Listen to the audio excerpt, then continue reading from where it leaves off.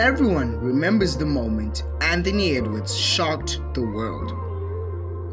But what people forget is how impossible it looked before it happened. Because heading into this series against the Denver Nuggets, the script feels familiar, but worse. Injuries, doubt, a team labeled underdogs again. And yet, that's exactly where Ant has always been most dangerous. Because this isn't just another playoff series. It's a rivalry that's been quietly building for years. The Minnesota Timberwolves and the Nuggets don't just play each other, they test each other.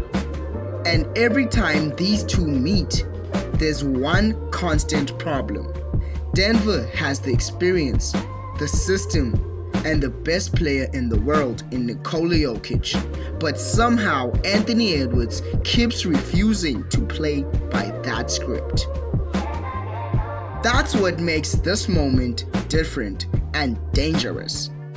Because coming into this postseason, Anthony Edwards isn't 100%. The injuries are real, the explosiveness questionable, the margin of error gone.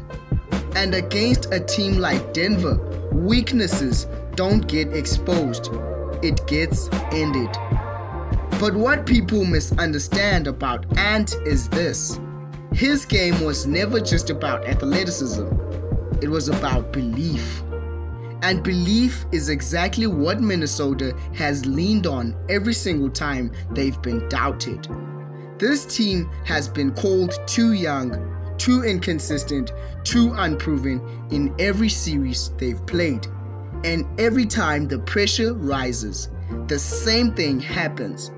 The Timberwolves don't fold, they fight. Which turns this series into something bigger than matchups. It becomes a question of identity. Because on one side you have a championship machine in Denver, calm, precise, inevitable. On the other, you have chaos, energy, a team that doesn't care what's supposed to happen. And right in the middle of the clash is Anthony Edwards, the one player crazy enough to believe he can outduel the system itself. But here's the truth nobody wants to say out loud. This series isn't about whether Anthony Edwards can be great. We already know he can. It's about whether he can be great again under worse conditions against a team that now expects him. Because the first time you shock the world, you are surprised.